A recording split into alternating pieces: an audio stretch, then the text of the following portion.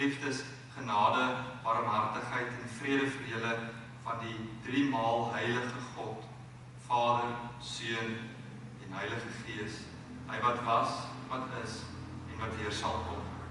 Amen. Vader, Seun en Heilige Gees, Here, ons besef opnuut ons dankbaarheid. Here, dat U self so aan ons openbaar. Besef ons, Here, hoe onwaardig ons is, dat die Allerhoogste God hom aan die mens enigstens openbaar. En Here, wat U vir ons gee, alhoewel hoe beperk ons begrip en verstand ook al is genoeg vir ons verlossing. Want ons verlossing lê nie binne onsself nie. Dit lê by U, o Here Jesus Christus. Heilige Gees, dankie dat ons ook nou weet dat U ons lei, ons sterk, ons harte en gedagtes ontvanklik maak vir U woord, dat ons kan hoor en doen, ja Here, dat ons kan uitleef. Op 'n dag soos vandag, Here, waar ons opnuut besef, ons God, drie persone, Vader, Seun en Heilige Gees, een wese. Here, dat U wese ons ontvou, dat ons tuis is in die liefde, dat ons tuis kan wees in U kerk. Dankie, Here, ook nou waar ons uit die woord uit kan lees. Ons bid dit in die naam van die Vader, deur die Seun en in die kragtige werking van die Heilige Gees. Amen. Geliefdes, ons skriflesing vanoggend kom uit die Nuwe Testament uit 1 Johannes, nie Johannes nie, 1 Johannes 4 verse 7 tot 21.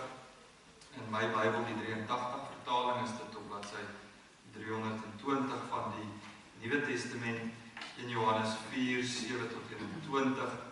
En die opskrif van daardie gedeelte is die tema ook van vanoggend, God is liefde. Geliefdes, ons moet mekaar lief hê, want liefde kom van God. En elkeen wat lief het, is 'n kind van God en ken God. Wie nie lief het nie, het geen kennis van God nie, want God is liefde. Hierin is God se liefde vir ons openbaar. Sy enigste Seun het hy na die wêreld toe gestuur, sodat ons deur hom die lewe kan hê. Werklike liefde is dit, nie die liefde wat ons vir God het nie, maar die liefde wat hy aan ons bewys het, deur sy Seun te stuur as die versoening vir ons sondes. Geliefdes, as dit is hoe God sy liefde aan ons bewys het, behoort ons mekaar ook lief te hê. Niemand het God nog ooit gesien nie, maar as ons mekaar lief het, bly God in ons en het sy liefde in ons sy doel volkome bereik. Hieraan weet ons dat ons in hom bly en hy in ons. Hy het ons sy Gees gegee en ons het gesien en is getuie daarvan dat die Vader die Seun as redder van die wêreld gestuur het. Wie bely dat Jesus die Seun van God is, God bly in hom en hy in God. En ons ken die liefde wat God vir ons het en ons glo daarin. God is liefde. Wie in die liefde bly in God en God bly in hom. Hierin het die liefde sy doel volkome met ons bereik. Ons het niks te vrees vir die oordeelsdag nie, want in hierdie wêreld lewe ons reeds deur die liefde, net soos Jesus. Waar liefde is daar geen vrees nie, maar volmaakte liefde verdryf vrees, want vrees verwag straf. Wie nog vrees, het nie volmaakte liefde nie. Ons het lief, omdat God ons eerste lief gehad het. As iemand sê, ek het God lief, en hy haat sy broer, sy leenaar, want wie sy broer wat hy kan sien, nie lief het nie, kan onmoontlik vir God lief hê, wat hy nie kan sien nie. En hierdie gebod het ons van hom gekry. Wie vir God lief het, moet ook sy broer lief hê. Geliefdes, tot sover ons skriflesing vanoggend. Dit is die woord van die Here. Gelukkig is ons as ons hierdie woorde hoor, maar meer gelukkig as ons dit kan doen en dan volgens kan lewe.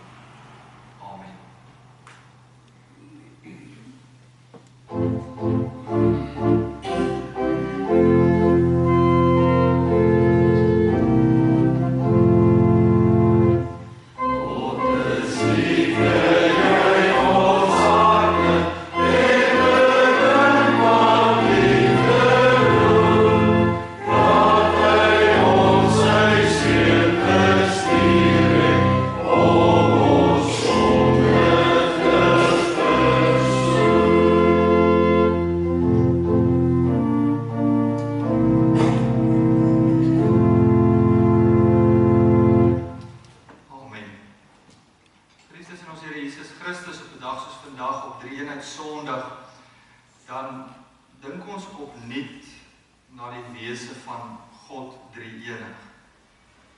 En natuurlik sou mens hierdie tema op verskeie maniere kon aanpak. Mense sou byvoorbeeld kon begin, soos dit in ons belydenisskrifte staan, artikel 8 van die Nederlandse geloofsbelydenis, wat dit baie duidelik ook so uitwys. God is drie persone, Vader, Seun, Heilige Gees, maar steeds een wese. Of ons sou dalk meer 'n geskiedkundige benadering kon gevolg het, deur te kyk na hoe die kerk hierdie saak benader. Die vroeë eeue, veral hier in die 3de, 4de eeu na Christus, het hulle vrae gehad in die kerk. Hoe verstaan ons die wese van God? God drie-enig. Sien veral dit uit die Ariaanse, sogenaamde Ariaanse kettery van daardie tyd, waar hy gesê het, Arius teenoor Athanasius aan die ander kant. Arius gesê, maar Christus, veral as ons na sy natuur kyk, is Christus ten volle net mens gewees. En later het die kerk gesê, nee, Christus, as ons na sy nature in oënskou neem, ten volle God, ten volle mens, in een wese. So, as Vader, Seun en Heilige Gees in die kerk dan moes uitwerk, hoe verstaan ons die wese van God? Dit sou een benaderingsweg gewees het, wat ons ook kon geneem op 'n dag soos vandag. Of ons sou kon gekyk het na tekste in die Bybel, alhoewel daar nie noodwendig 'n teks is in die Bybel wat God drie-enig so uitwys nie. Wat ons van is 'n leerstelling met baie tekste, is dit 'n teologie wat gevorm word. Maar teks soos byvoorbeeld Genesis 1 vind ons dat God sê, kom laat ons mense maak, wat na ons beeld geskaap is. 'n Gedeelte wat mense ons baie vinnig oor lees, in Hebreëus trouwens presies net soos die meervoud, ons wat gebruik word. Heel in lyn met ons gesprek van God as drie persone, daarom dan die meervoud, maar steeds een goddelike wese. Daarom is ons 'n monoteïstiese geloof. Mono beteken een. Ons is nie 'n veel godedom nie. Alhoewel ons die drie-enige God bely as Vader, Seun en Heilige Gees, is dit nie drie gode nie. Dit is een God. Ander benaderingsweg sou kon wees as ons dalk meer in lyn kyk met ons bestaande belydenisskrifte. Ons kerk se 3 belydenisskrifte. Die apostoliese geloofsbelydenis wat ons baie goed ken, die Nisiaanse geloofsbelydenis wat ons eweneens net so goed ken, bietjie langer, maar dan ook dan nou die geloofsbelydenis genoem na Athanasius. Ons sou 'n gedeelte ook kon oorweeg, byvoorbeeld iets soos die doop van Jesus, waar Jesus toe hy gedoop is, ons dit so lees, dat die Gees soos 'n duif op hom neergedaal het. Dit is 'n goeie voorbeeld eintlik waar jy vanuit 'n hele teks 'n teologie saamstel. En daardie groter narratief sien ons God die Vader sê, dis my geliefde Seun, oor wie ek my verheug. En die Gees wat dan nou vanuit die hemel soos 'n duif op Christus neerdal, vorm die kerk en het die kerk deur eeue heen hierdie teologie gevorm van God as drie persone, as Vader, Seun en Heilige Gees, maar dis een Godheid. Of dalk ons doopformulier, waar ons kinders identiteit gee, ons doop hulle in die naam van God die Vader, die Seun en die Heilige Gees. Geliefde, is verskeie benaderings weer, ek dink almal goeie benaderings weer wat ons sou kon volg. Ek wil egter, geliefdes, dat ons vanoggend op 'n ietwat ander punt begin. Naamlik by die manier hoe ons God enigstens ken. Hoe weet ons van God? Die woorde wat ons van God het, hoe ons vandag oor God kan praat, is nie iets wat vanuit ons menslike intellek en vermoë uitkom.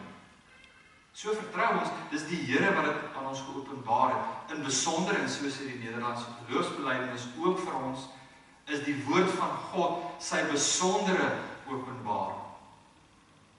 'n Algemene openbaring sou wees die natuur. Die Nederlandse geloofsbelydenis wys dit ook baie mooi uit. In die natuur daar buite, die wetenskaplike werking, fyn, statisties, so jy kon bepaal, dis onmoontlik, dat hier nie 'n intelligente skepper kan wees. Daar moet dit wees gewoon. Selfs die wetenskap wys daartoe. Die natuur getuig daarvan. Dis die algemene openbaring wat sê, daar is 'n God. Die besondere openbaring, die woord van God sê, in diepte, wie is hierdie God?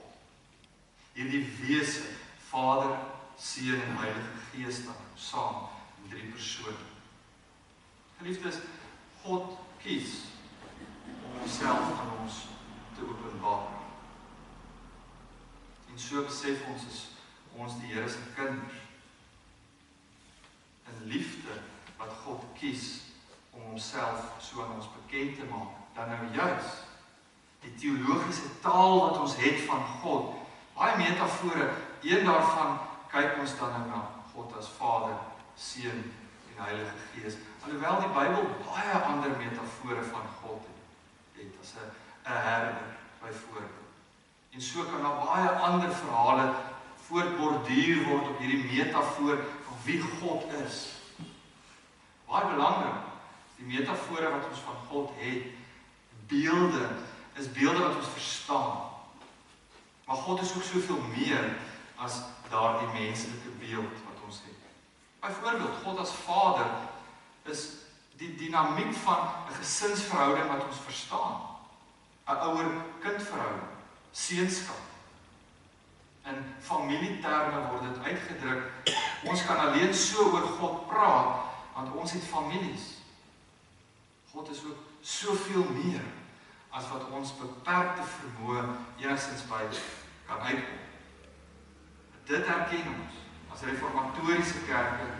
Ons weet alleen van God deur sy woord. En alhoewel hoe gebrekkig ons begrip van God is, want is allerminst nie volmaak en geliefdes, is dit wat ons weet genoeg vir ons verlossing. Want ons verlossing bepaal nie, lê nie in ons hande van hoe goed ons die Godheid dan nou enigstens verstaan, al dan nie.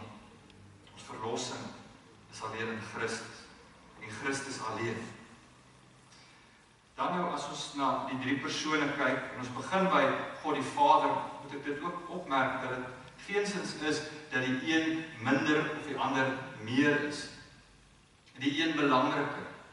Ons praat maar kronologies, want so is dit openbaar van die Ou Testament, Nuwe Testament, God as Vader, Seun, Heilige Gees, dat ons in daardie volgorde praat van die 3 eenheid, maar nie asof die Heilige Gees enigstens minder belangrik as God die Vader of God die Seun is. So as ons dan nou begin by God die Vader, weer die beeld. God openbaar hom as Vader. En as ons sê Vader, impliseer dit onmiddellik kindskap. En dit is belangrik vir ons om in te sien, want verder in hierdie metafoor, in hierdie beeld van God as Vader en ons sy kinders, beskou dit 'n nabye verhouding, 'n persoonlike verhouding. Dit is nie 'n ver af God nie. Dit is 'n God wat kies om homself aan ons te openbaar as Vader. Soos ons ouers naby aan ons is. As hemelse Vader is die Here naby aan ons. En so kan my verder oor hierdie metafoor nader. En trouwens sien ons in die ouer-kind verhouding juist dit. Die ouer weet beter. Die ouer sien verder. Die ouer weet wat die kind wanneer moet en nie moet doen. Net so God vir ons. Ons sien nie verder. Ons het baie versoeke, baie versigtinge wat ons voor God die Vader bring. Baie onbeantwoorde gebede dan. Maar die Here wat weet wanneer ja en wanneer nee.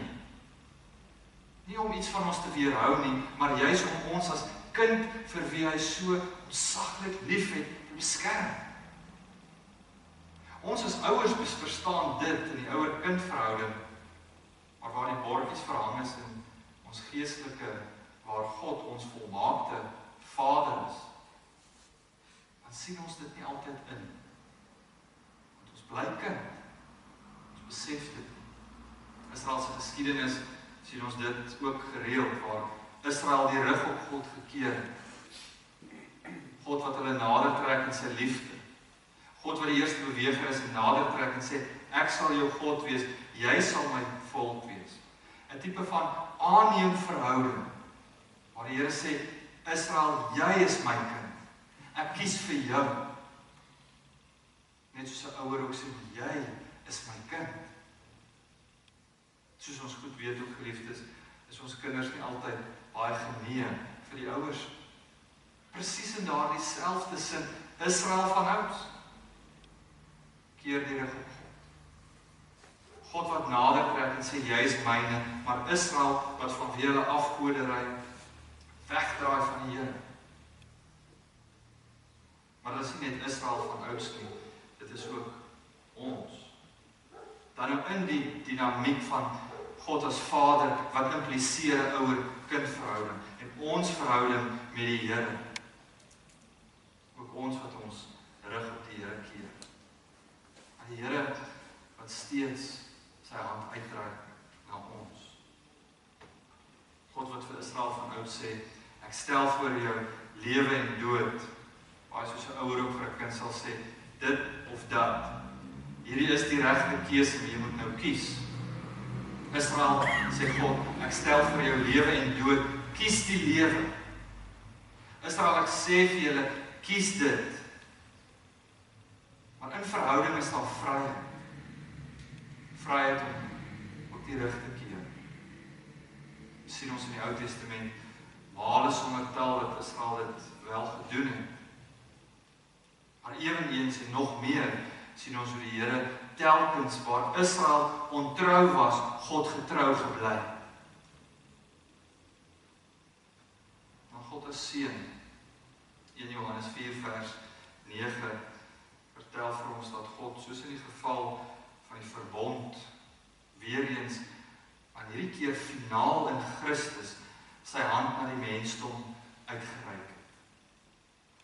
Jesus Christus, geliefdes, van die begin af by God, dink aan 'n teks soos Johannes 1 vers 1, in die begin was die woord daar, en die woord was by God, en die woord was self God, verwysende na Christus, baie soos Genesis 1 in die begin, alles wat geskaap het, uitwys. Christus is nie geskape, later gemaak nie, van die begin van skepping reeds daar. Die Vader wat sy seun in hierdie liefdesdaad gestuur het na die mens wat al rug op hom gekeer het.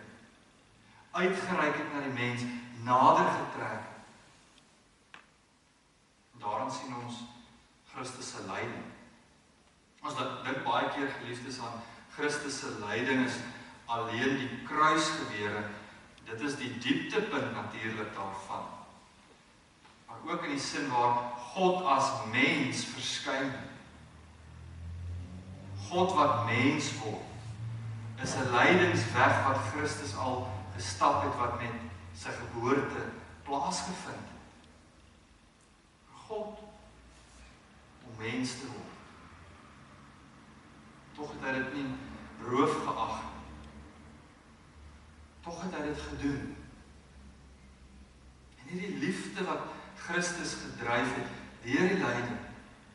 Deur die lyding van die kruis, die donkerte van die graf, en dan ook verder. 'n Liefde wat opwek. Ondanks die hemelvaart waar ons ook deur is. Christus wat sit aan die regterhand van God die Vader, waar hy aktief regeer. God met ons ook. Lyding het hierdie laaste sê. God het die laaste sê. Liefdes en dan God die seun. Sien juist omdat God ons lief het, dat hy ons nie alleen agterlaat. Daarom gee hy ons sy seun, sy gees liewers.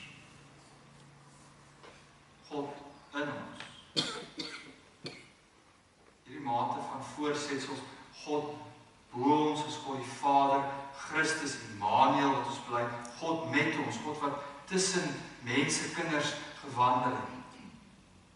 En sien hierdie naderkomende moment van God bo na God met, maar in die gees die dieptepunt van God in die mens. Dis geensins die mens wat God raak nie. Die Here is nader as ooit. Hy gee ons sy gees wat ons lei.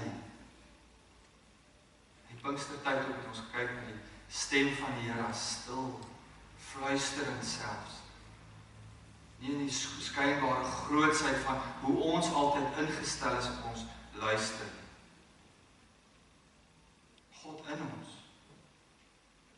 Nou kan jy jou dit haast nie indink. God in my. In my menswees, in my sonde. God is meer as dit. En hy kies in sy liefde om God in ons te wees. Soos ons lees in Johannes 1 Johannes 4 vers 13 die vers. Hy het ons sy gees gegee. Het ons nie alleen los nie. Het ons bystaan, wat ons versterk, wat ons lief het tot die uiterste toe. En hierdie kernwaarheid geliefdes van God drie-enig, Vader, Seun en Heilige Gees, is 'n kernwaarheid van ons Christelike geloof. Dis nie net wat ons hervormd maak nie, dis wat ons as Christelike kerk maak. Dis 'n kernwaarheid van die Christelike geloof. 'n Kerk wat nie sou bely en nie glo in die drie-enige God, Vader, Seun en Heilige Gees, God drie persone in een wese nie, kan ons nie sê as kerk van die Here Jesus Christus.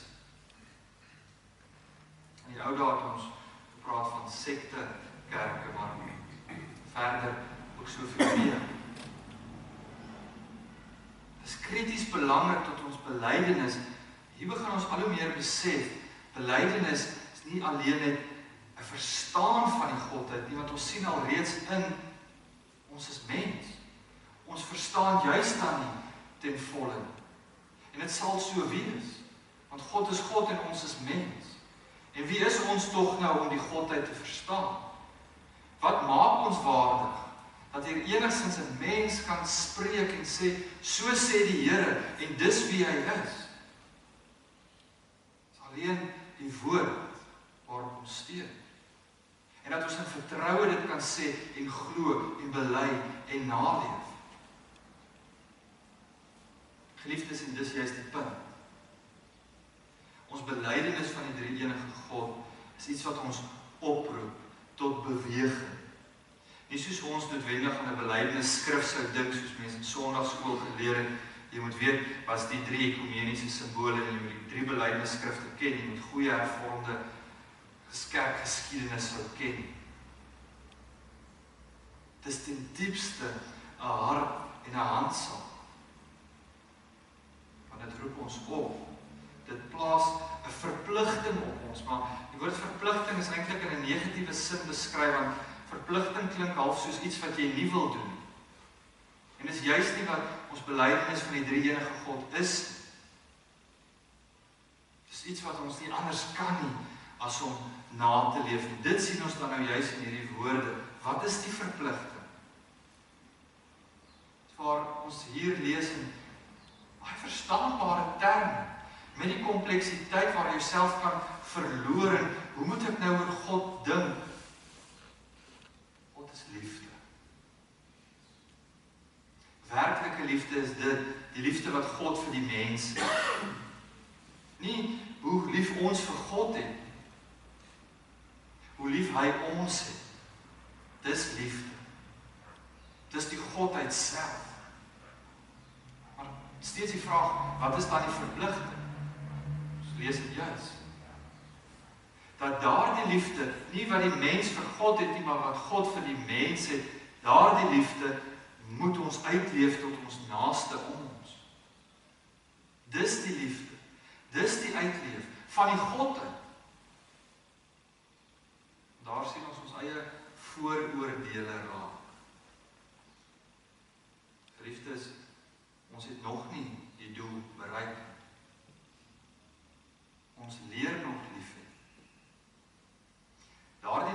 God vir ons het, is 'n volmaakte liefde. Dis nie om nie te ontmoedig nie, maar ons sal nooit daardie liefde kan hê wat God vir ons het nie. Dit is goddelik. En ons dink en ons leef en ons hê lief in menslike. Ons voorbeeld is die goddelike liefde om na te volg. Voorbeeld is nie die menslike liefde vir God. Dit is gebrekkig, dit is menslik. Trouwens, dis hoekom Jesus ook die wet opsom, noem ons dit die groot liefdesgebod. Jy moet die Here jou God lief hê. Dis die beginpunt met hart, siel, al jou krag, sy hart en handsak, en jou naaste soos jouself. God, naaste, self. Die beginpunt is God, dan naaste en dan self. En dan sien u net hoe teenoorgesteld die wêreld is. Met 'n oordrewe selfliefde. En van daaruit kom ons naaste liefde. En wil ons dit bou hoe ons goddelike liefde moet lyk. Sê die Bybel, begin by God, nie by jouself nie.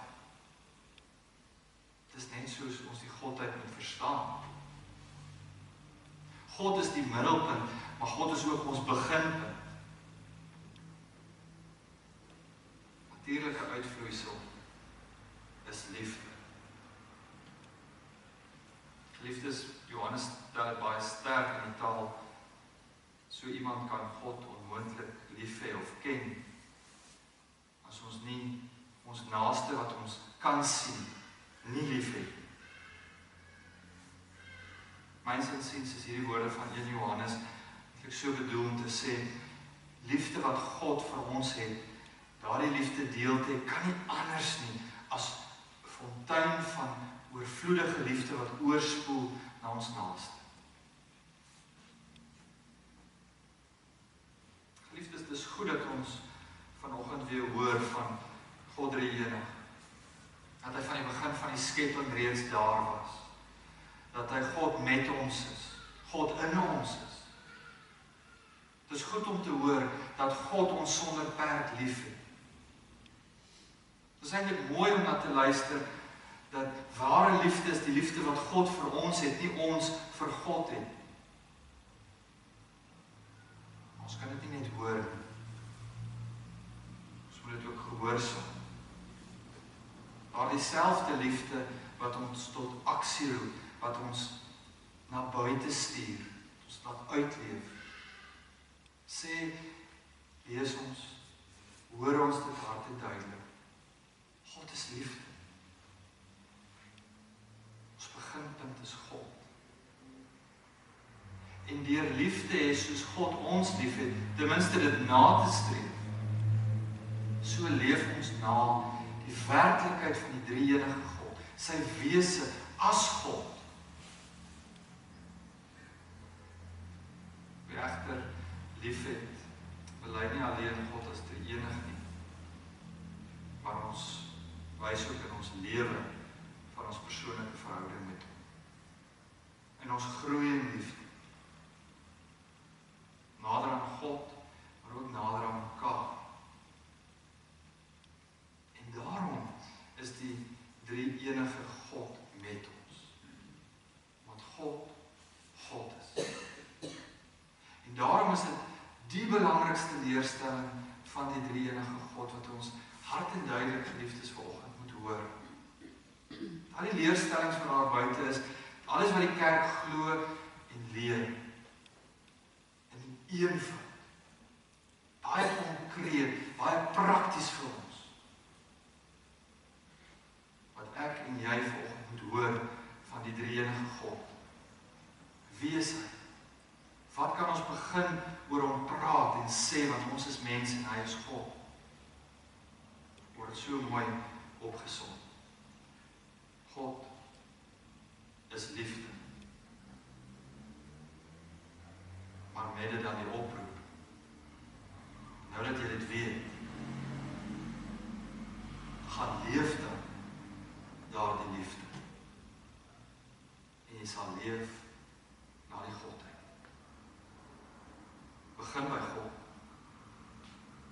Dit eindig by God. God is liefde. Amen. Geliefdes, dit is ons kerkgebruik een keer 'n jaar om die geloofsbelijdenis van Athanasius voor te hou. Die geloofsbelijdenis van Athanasius word nie gereeld op Sondag bely nie vanuit praktiese rede, maar dit is omdat dit 'n besondere lang geloofsbelijdenis is. Ons ken in ons kerk baie goed die geloofsbelijdenis, ons apostoliese geloofsbelijdenis en naam die messiaanse geloofsbelijdenis. Die jongste geloofsbelijdenis is die geloofsbelijdenis genoem na Athanasius, die vroeë kerkvader. Dit is deel van ons kerk se 3 belydenisskrifte en dit is krities belangrik omdat dit deel vorm dan nou van ons kerk se 3 belydenisskrifte dat ons ten minste een keer in 'n jaar en op 3 Sondag doen ons dit. Luister en saam bely die geloofsbelijdenis genoem na Athanasius. Ons gewoonte is dat ons staan as ons die belydenis doen, maar ek gaan tog vir vra dat ons bly sit daarvoor en in antwoord daarop wanneer ons lied sing, dan sal ons bly staan. Ek hou vir die geloofsbelijdenis genoem na Athanasius. Vir elkeen wat salig wil word, is dit voor alle dinge nodig dat hy die algemene geloof hou.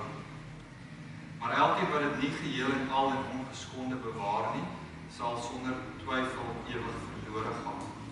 Die algemene geloof is dat ons die een God in die drievuldigheid en die drievuldigheid in die eenheid eer, sonder om die persoon te vermeng of die substansie te deel. Want die persoon van die Vader is 'n ander as die van die Seun en die van die Heilige Gees 'n ander. Maar die Vader, die Seun en die Gees is een Godheid met gelyke eer en mede-ewige majesteit. Hoedanig die Vader is, sodanig is ook die Seun en sodanig is ook die Heilige Gees. Die Vader is ongeskape, die Seun is ongeskape en die Heilige Gees is ongeskape. Die Vader is onmeetlik, die Seun is onmeetlik en die Heilige Gees is onmeetlik. Die Vader is ewig, die Seun is ewig en die Heilige Gees is ewig. Nogtans is dit nie 3 ewiges nie, maar 1 ewige. Net so ook nie 3 ongeskapenes of 3 oneindiges nie, maar 1 ongeskapene of 1 oneindige. Net so is die Vader almagtig, die Seun almagtig en die Heilige Gees almagtig. En tog is dit nie 3 almagtiges nie, maar 1 almagtige. En so ook is God Vader, God is Seun en God is Heilige Gees. En tog is dit nie 3 gode nie, maar is dit 1 God. Net so is die Heer Vader, die Heer Seun en die Heer Heilige Gees. En tog is dit nie 3 Here nie, maar 1 Heer. Want soos ons deur die Christelike waarheid gedwing word om elke persoon afsonderlik God en ook Heer te noem, so is dit ons ook deur die algemene geloof verbode om van 3 gode of Here te praat. Die Vader is deur niemand gemaak of geskape of verwek nie. Die Seun is deur die Vader alleen nie gemaak of geskape nie, maar verwek. Die Heilige Gees is deur die Vader en die Seun nie gemaak, geskape of verwek nie, maar hy gaan van die Vader en die Seun uit. So is daar dan 1 Vader, nie 3 Vaders nie, 1 Seun en nie 3 Seuns nie, 1 Heilige Gees en nie 3 Heilige Geeste nie. En in hierdie drievuldigheid is niks eerder of later nie, en is niks minder of meer nie. Maar al 3 persone is onder hulle mede-ewig en volkome aan mekaar gelyk. Soos dat in alle opsigte, soos alreeds hierbo gesê, die eenheid in die drievuldigheid en die drievuldigheid in die eenheid geëer moet word.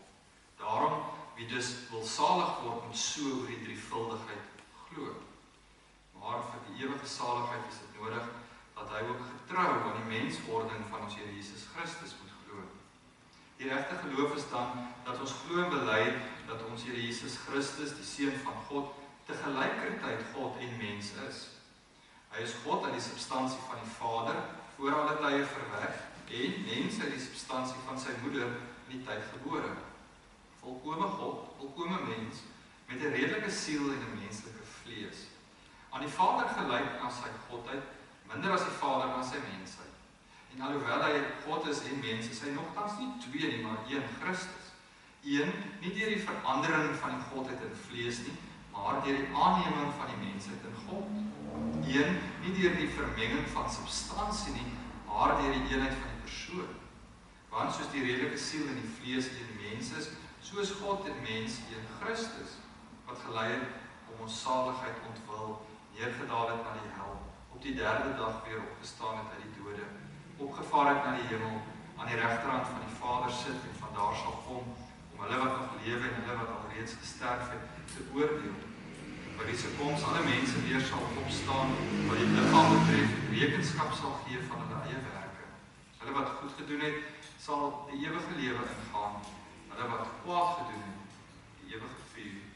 Dit is dan die algemene geloof. As iemand dit nie getrou en vas glo nie, sal hy nie salig word. Geliefdes in ons Here Jesus Christus, kom ons elkeen ontvang dan nou ook die seën van God die Enig. Mag julle in staat wees om saam met al die gelowiges te begryp hoe wyd en ver en hoog en diep die liefde van Christus strek. Mag julle sy liefde ken, liefde wat ons verstand te bowe gaan, en mag julle ten volle vervul word met die volheid van God die Enig. Amen.